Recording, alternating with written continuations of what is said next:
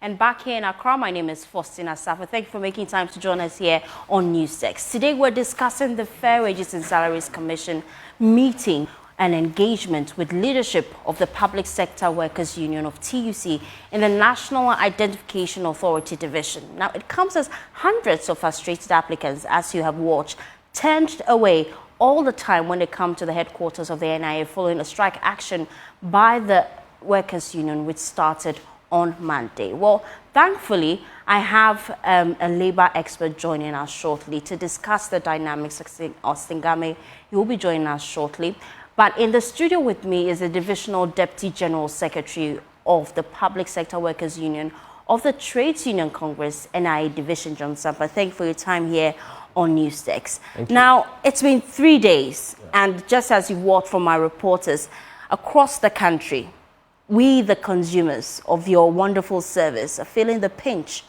Let's understand what you need and why you're embarking on this strike in the first place. Okay, thank you very much, and good morning to our wonderful listeners. First and foremost, I'm the Deputy General Secretary of the Public Services Workers Union of TUC-Ghana. The workers of the NIA is a member of our union. Okay. So it is the divisional union that have declared this industrial action. Now, let's understand your concerns. Let's get straight into it. Because you say unfavorable working conditions. What are these unfavorable working conditions? Okay, so, you know, we are all on the government workers that draw from the consolidated fund and those that are on single spine. We are all placed on the single spine. But apart from your basic salary that you get on the single spine, you have the option or you have the opportunity also to bring justification why certain institution-specific allowances should be given to you. Now, in the country, a number of institutions have been given institution-specific allowance based on their mandate and the kind of work that they do.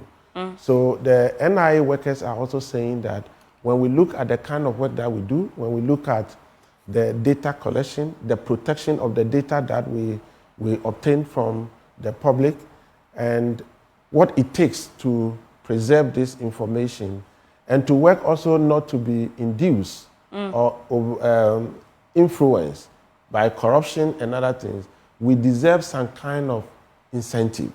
So we deserve market premium, we deserve data collection and protection allowance, operational enhancement allowance, and few others. Of course, when you make these demands, you don't necessarily get all of them, but you are assessed based on your justification and also what is happening on the market, and something is given to you. So you want institution allowance? We want institution-specific allowance to go along with the normal basic salary that we get from the single spine. You made mention of other allowances. Let's table them so we know how many demands you'll be going into the negotiation with the Fair Wages and Salary Commission. How many of these allowances would you like? Tell us. Okay, so when we say institution-specific allowance, it is all the allowances that are allowable or is possible during the negotiation. Okay. So I'm not mentioning a particular one, but if you get market premium, if you get anything like operational enhancement allowance, if you get rent allowance, because of the kind of work that we do, So you want rent allowance? Institution-specific allowance. You want rent allowance? Yes, applicable to those that qualify. When you say those that qualify, how many of your members do you think qualify for rent allowance? For example, so far as the organization, the staff have offices in the district at the regional level, our regional directors, for instance, we believe that they deserve rent allowance, they deserve clothing allowance. All these things, they don't have any of them. Those of our staff that are district directors, we believe that they need accommodation. And so if the government is not able to provide them accommodation, a certain subsidy should be given to them to be able to accommodate themselves well. We also believe that the risk involved in obtaining the information and keeping them safe without undue influence from the public is a certain amount of risk, which is higher than the normal risk associated to anybody's work. But that is part of your job description, It's to not, collect data and input the data rightly into the system. Why would you want to be paid allowance for that? okay, we are saying that it is not just like that. But you know that there are foreigners, there are people that are not supposed to get Ghana card. They have so many ways by which they influence people. So it goes beyond your normal work. There are people that will set you up, and immediately you falter, your head is on the line. In the just ended limited voters registration exercise, we had pockets of issues of this kind where NIA officials were influenced to register individuals using fake Ghana card numbers. So we're looking at a bigger picture. We know that you have concerns about your allowances and conditions of service, but as a consumer, some of them are frustrated. I cannot access my passport. I need a Ghana card to go and make a deposit in my bank account. Are you putting into consideration some of our concerns? Okay, so we are sorry for whatever consumers are going through, but the truth is that this threat of industrial action started very long time ago. It started from March. I believe that you have heard in the media, this is about the third time that they have threatened to go on strike. Anytime that we want to talk about this, we are called upon, we start negotiation, we are not through with it. The fair wages will not call you on time. Within management is not paying much attention to us. We believe that we really need to do something. And that is the reason why we have gotten to, and we have been given warning that if the workers get to a point, as a mother union, our aim is not to encourage our members to go on strike. So if you have understood this strike very well, it is actually called by the workers. We have been telling them that the workers are not necessarily supposed to call their own strike. But you see, when you push them to the wall, you get to a time that even the mother union, they will lose confidence in the mother union, because anytime they talk about their condition, they are not allowed to vent. And so we have gotten to a point where even before the mother union will come in, the workers themselves say that we will not listen to anyone. We are trying with stakeholders to see how best we can bring industrial peace to the workplace, the workers return to work, and make sure that the customers are also served. Now, I'm concerned about how negotiations so far with the Fair Wages and Salary Commission has panned out for you as a union, because this is not the first time. I know that you'll be meeting with the Fair Wages and Salary Commission. Have they given you a specific time? Yes, they have given us a time, 2 p.m. on Friday. Okay. On Friday. So you'll be meeting with them. We'll go into your expectations ahead of that meeting. But with meetings you've had with them previously, what has been the posture of the Fair Wages and Salary Commission? Oh, the posture has been the fact that the government has no money. They are not ready to accommodate any other salary-related expenditure. And so the posture has not been positive. The posture has not been positive. But we're in difficult economic times. Are you willing to reach a compromise? Of course. Nelson Mandela says that if you are not ready for compromises, you don't enter into negotiation.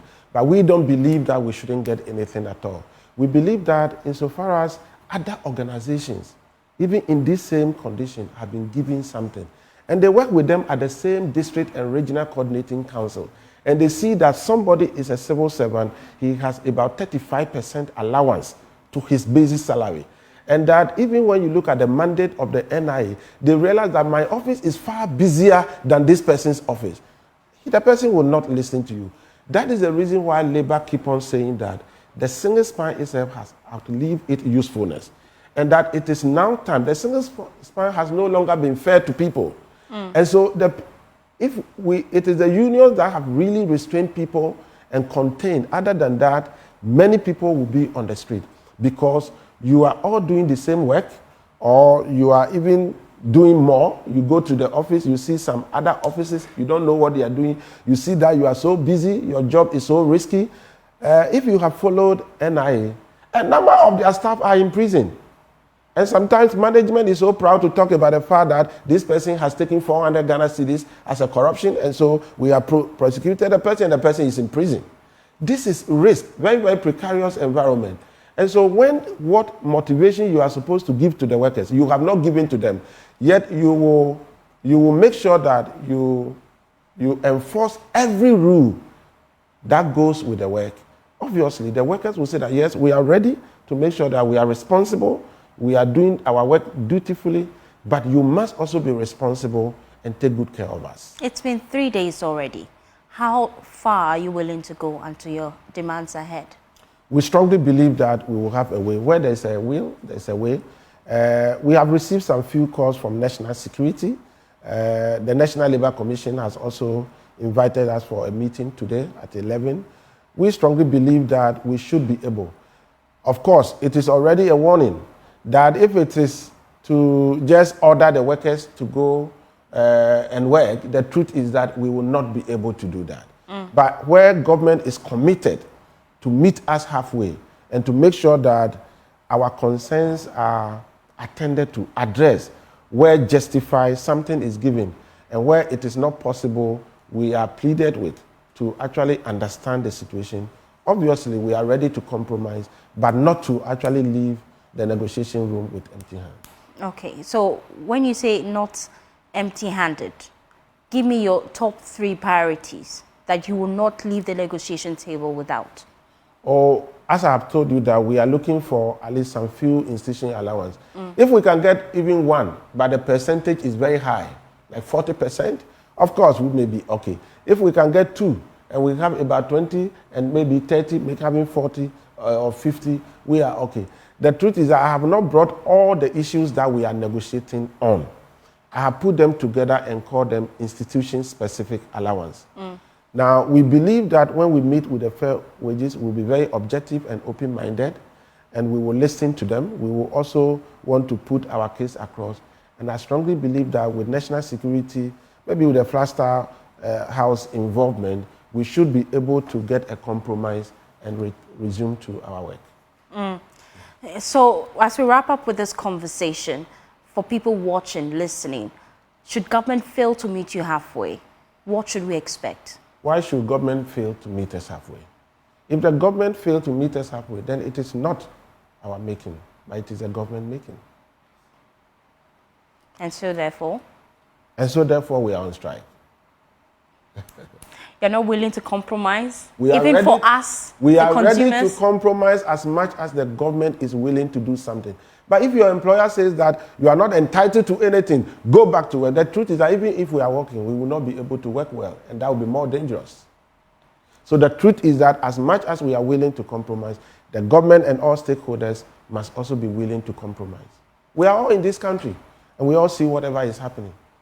The truth is that in this particular season, as trade unions, we are very careful not to speak certain language as if you are against a particular political party. But we are in this country, and we know that our employers have not tightened their belt at all. And we will not compromise to tighten our belt beyond our elastic limits. Thank you so much for your time here on NewsX. John Sampah giving us updates about the expectations ahead of the union's negotiation with the Fair Wages and Salary Commission. Is coming up on Friday. We'll be monitoring the situation. He tells us at 2 p.m. they'll be meeting with the Fair Wages and Salary Commission.